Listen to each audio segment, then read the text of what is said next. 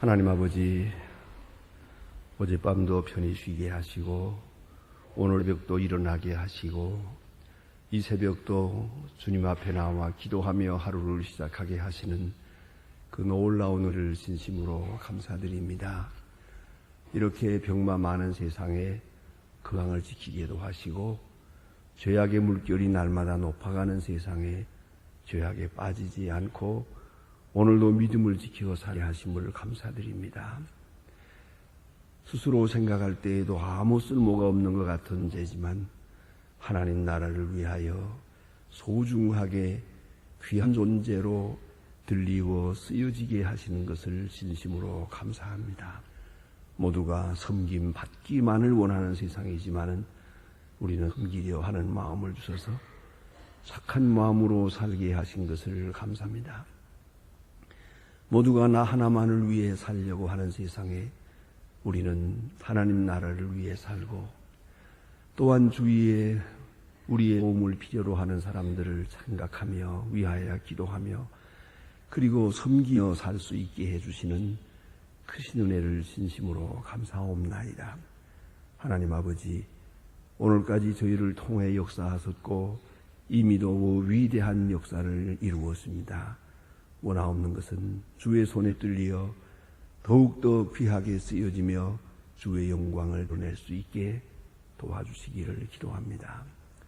하나님 아버지, 지난날에는 우왕좌왕하기도 했고 시간을 낭비하고 정력을 낭비하고 또 건강을 낭비하며 그렇게 살아왔습니다마는 이제는 소중히 여기고 남은 시간이라도 정직하게 진실하게 또한 선하고 하나님 보시기에 합당하게 그렇게 살아가게 하옵소서.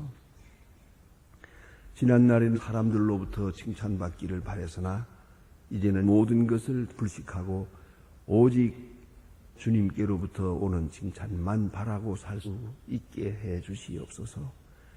사람의 눈치를 보지 말고 하나님의 뜻을 헤아리며 살게 하옵소서. 사람으로부터 사랑받기를 이제는 포기하고 주님으로부터 사랑받는 주님의 사람으로 그렇게 남은 해를 살아가게 하여 주시옵소서. 오늘도 하나님의 말씀을 바로 전하고 바로 들을 수 있게 하시고 이 성전 안에 들어선 그 누구도 마음문이 막히는 일이 없게 하옵소서.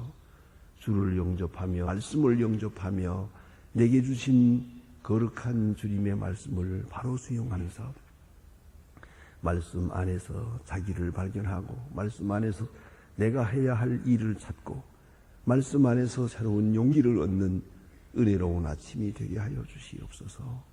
자비하신 주여, 교회된 본분을 다하게 하옵소서. 지난해에도 큰 역사를 이루셨습니다. 앞으로 더 위대한 역사를 이룰 수 있도록 넘치는 은총을 더하시되 하나된 교회, 봉사하는 교회, 선교하는 교회, 그리고 이름 없이 주를 높이는 거룩한 교회가 되게 하시고 또 특별히 젊은이들과 처음 나오는 사람들 하나하나가 교회에 나와서 큰 은혜를 받고 소생함을 얻는 그 귀한 역사가 있어지게 하옵소서. 소망의 식구들과 그 가정과 그 귀한 자녀들에게 복을 주시고 그 기업에도 은총을 더하사 항상 복된 가정이 되고 위하여 수고하는 일들이 하나님의 사업이 되게 하여 주시옵소서.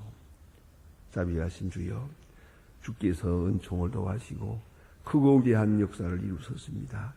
앞으로 더욱더 저희 교회를 통해서 주의 사랑을 전하고 주의 말씀을 전할 수 있게 큰 은총을 내리시옵소서.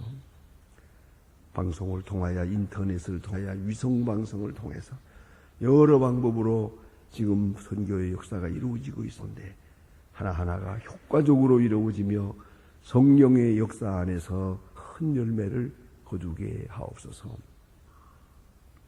주여, 이 나라를 상하심을 믿습니다. 이제 우리는 대단히 중요한 결단의 시간을 맞고 있습니다. 내일 우리는 대통령을 선고합니다. 주여, 주께서 온 국민의 마음을 감동하시는 중에 하나님이 기뻐하시는 사람, 하나님이 쓰실 만한 사람, 하나님의 마음에 합한 사람을 지명하여 주시옵소서. 이 방법밖에 없기에 우리가 이렇게 민주적인 방법을 취하고 있사오나 이것이 어찌 최선이 되겠습니까? 그러나 주께서 감동하시는 중에 하나님의 사람을 지명하여 주시기를 간절히 기도합니다. 평화로운 가운데 오지게 하시고 그 누구의 마음속에라도 잘못된 생각이 작용하지 않게 도와주시옵소서.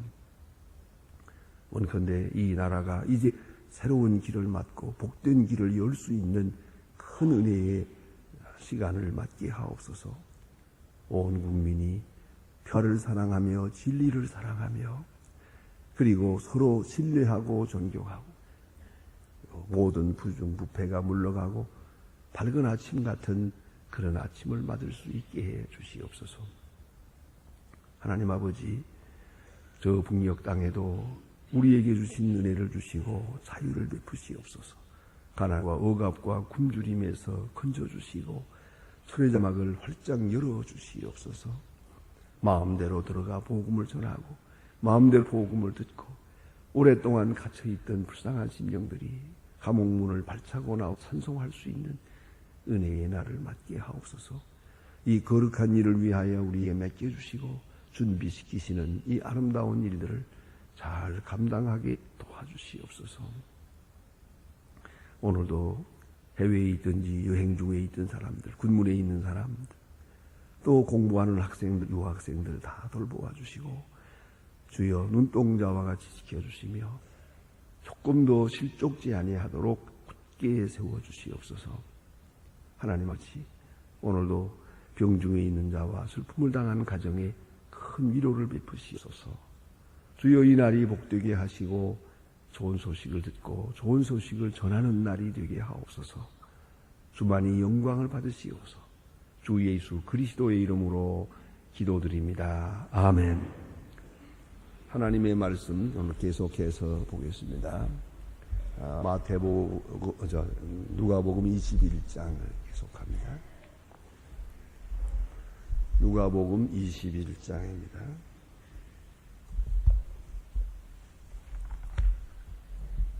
누가복음 22장이죠. 누가복음 22장 오늘 24절로부터 34절까지입니다.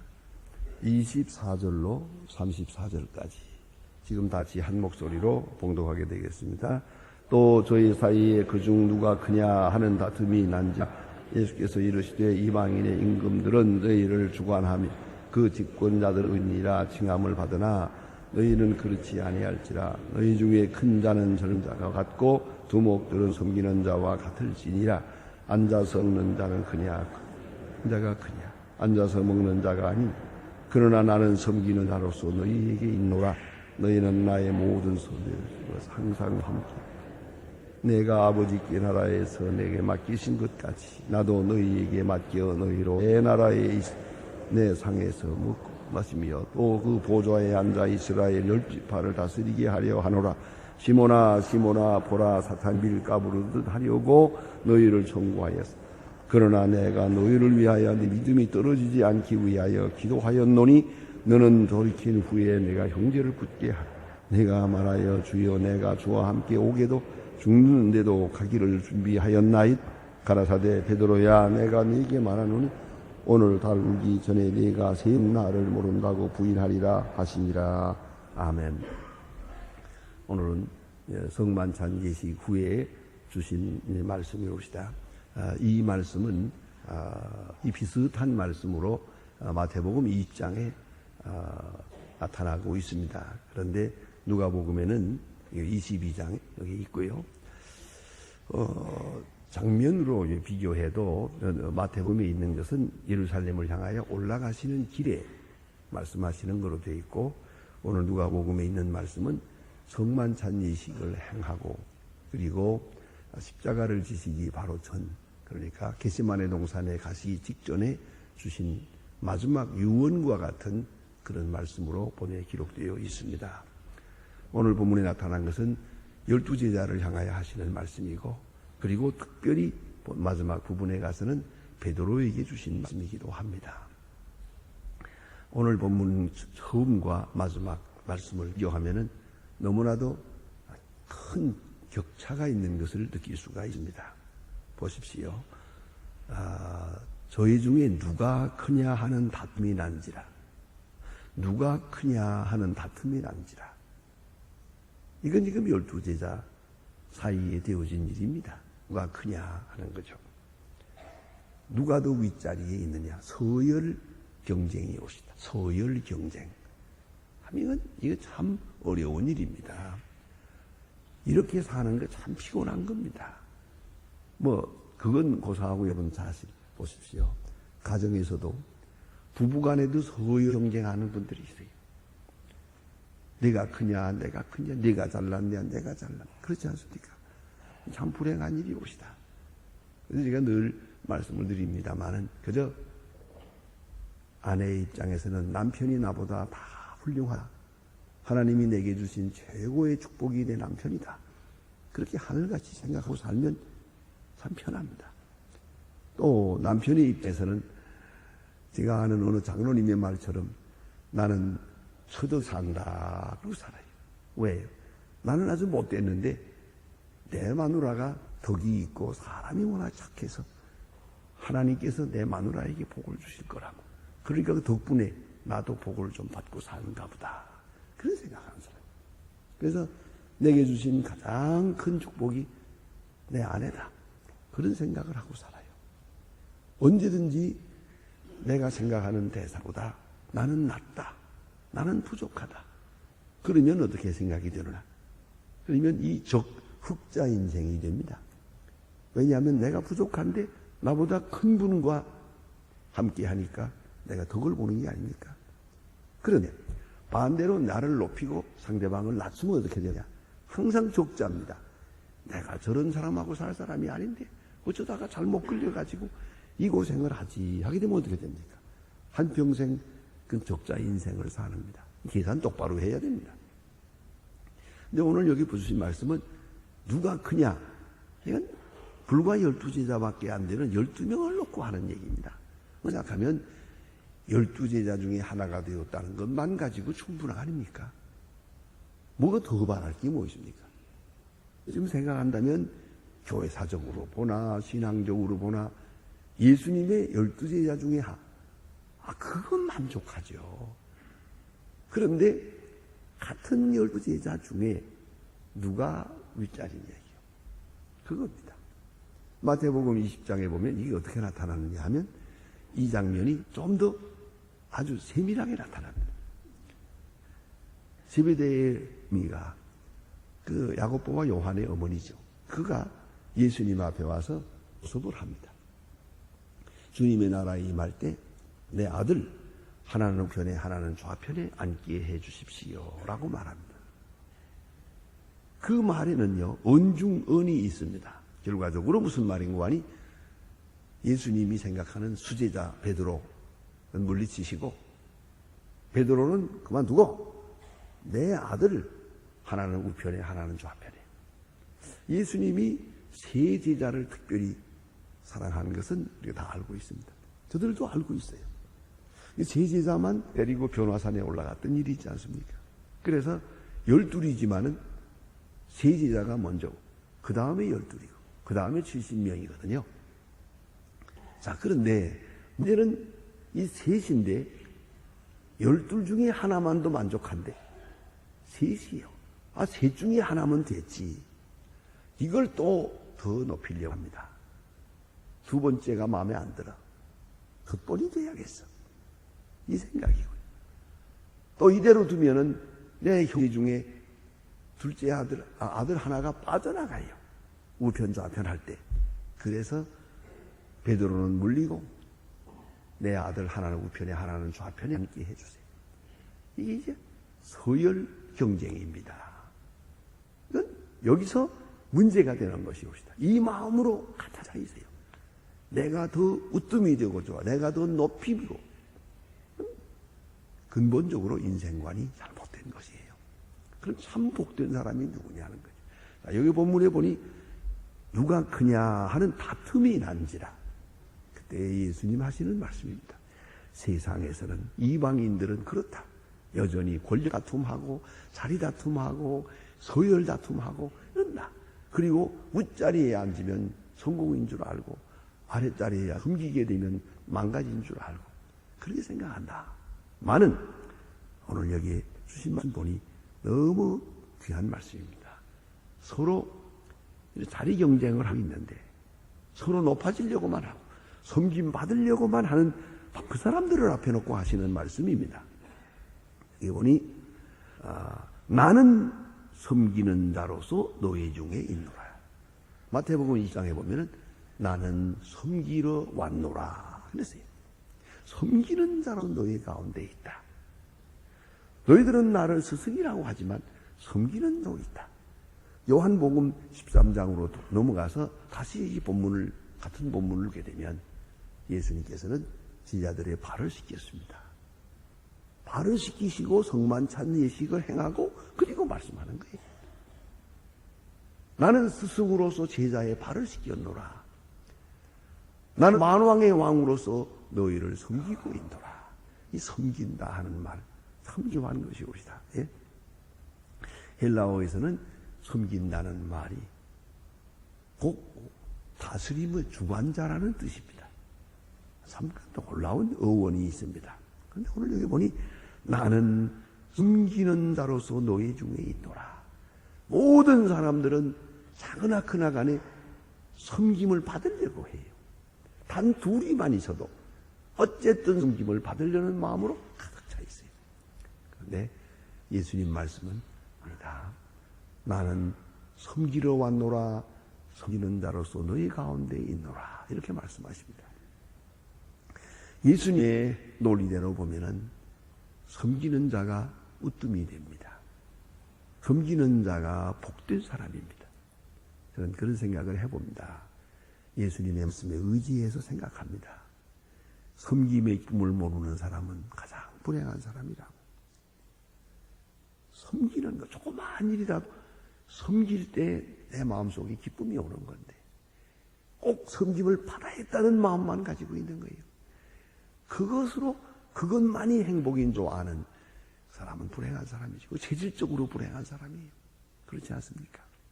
여러분 오늘도 보면 조그마한 일 집안에서도 그걸 섬기려고 일하는 거 좋아해요. 이것도 하고 저것도 하고. 어떤 분은 뭐 음식도 하고 남자들도 음식 만드는 것도 좋아하고 뭐 이거 봉사하는 거 좋아하고 그걸 즐거움으로 생각하면 좋지만 이걸 못하면 어떻게 되겠습니까? 또 이것 만약 봉사라도 하면 천하가 무너지는 것 같아요. 이 재통이 없어지는 것 같고 이거 뭐 도대체 이제 그럴 바에 왜 사나 하는 이런 정도까지 인간의 마음이 비뚤어졌어요. 그건 참 불행한 것이에요.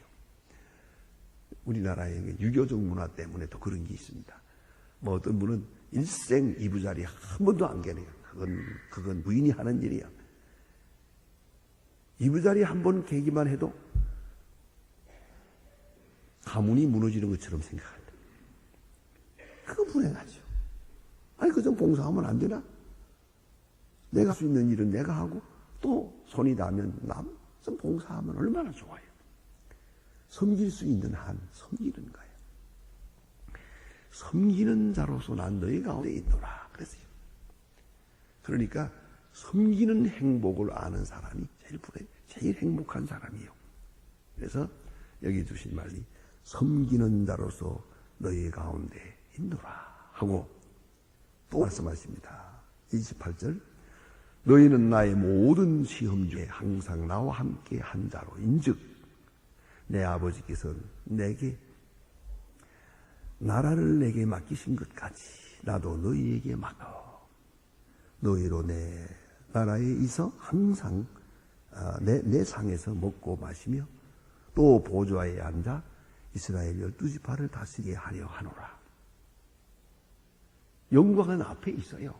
보좌에 있으나 약속은 여기에 있습니다. 그러나 오늘은 섬기는 자로 예수님은 여기 거하십니다. 이 얼마나 중요한 말씀인지 봐요. 우리의 생각을 확 돌려서 어쨌든 타사도 섬김을 받으려고 하는 거기에서 떠나서 오로지 섬긴 마음, 나아가서는 대신 희생하는 마음, 예수님 말씀대로 대속물로 주려 왔노라.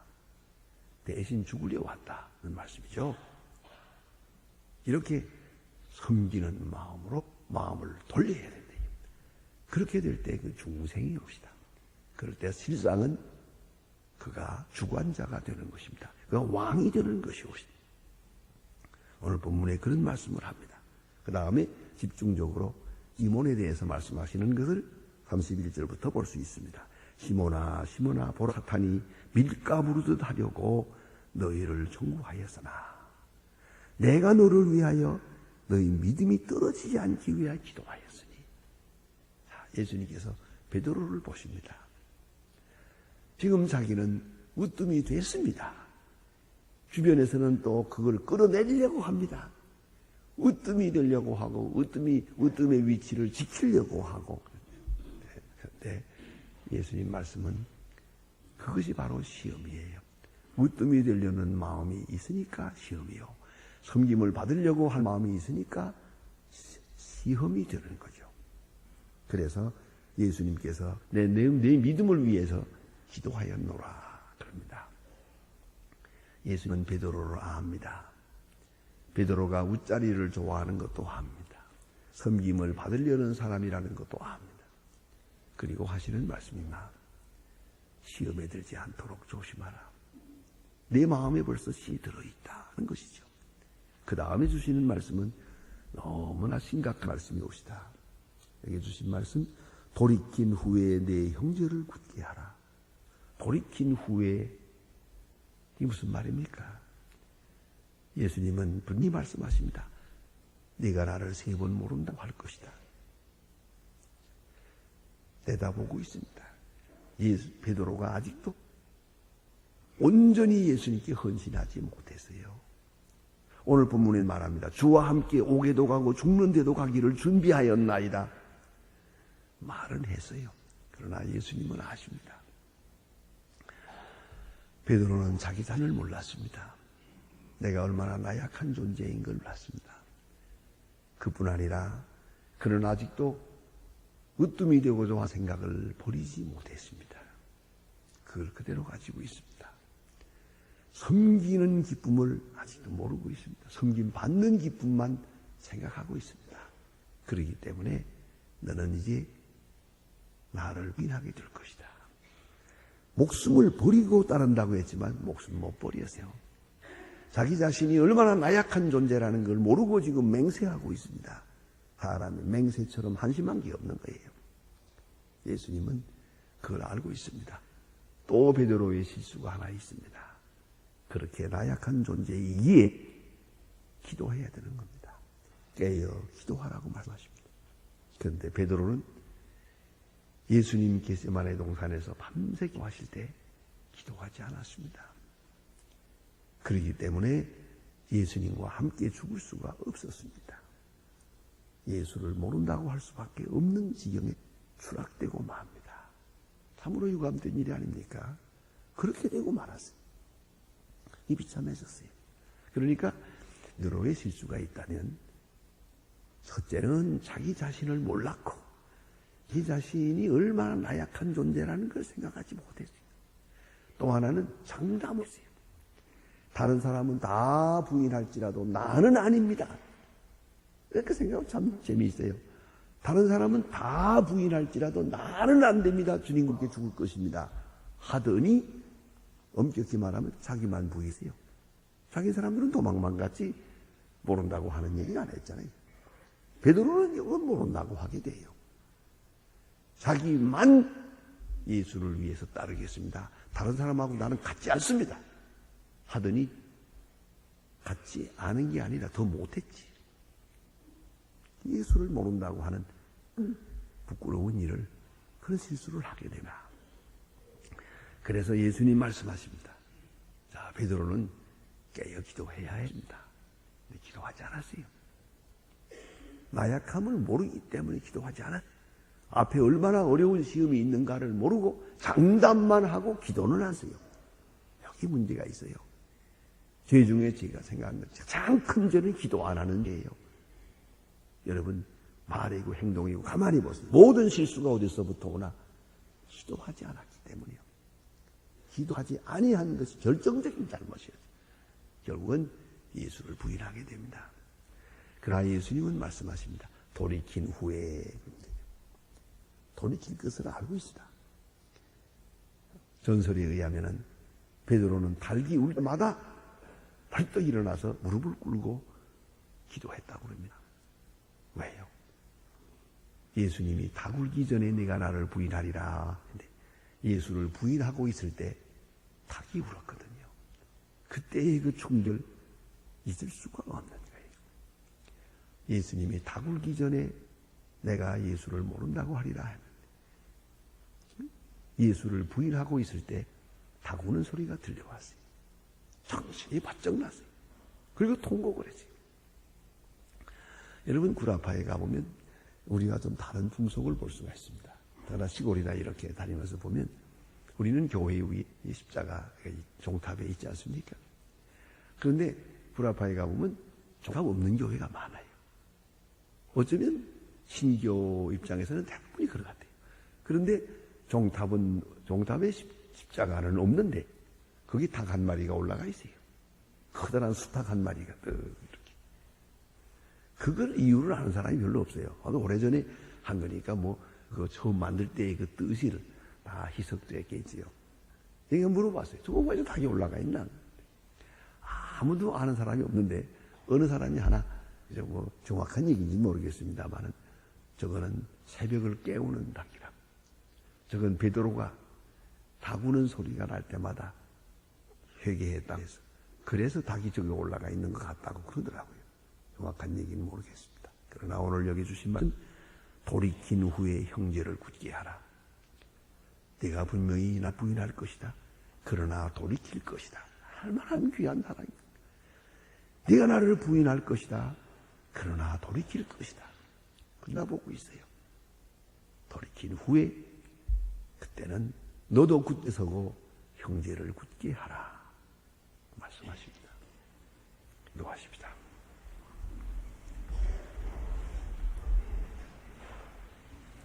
하늘에 계신 우리 아버지시여, 이름이 거룩히 여김을 받으시오며 나라의 마옵시며 뜻이 하늘에서 이룬 것 같이 땅에서도 이루어지.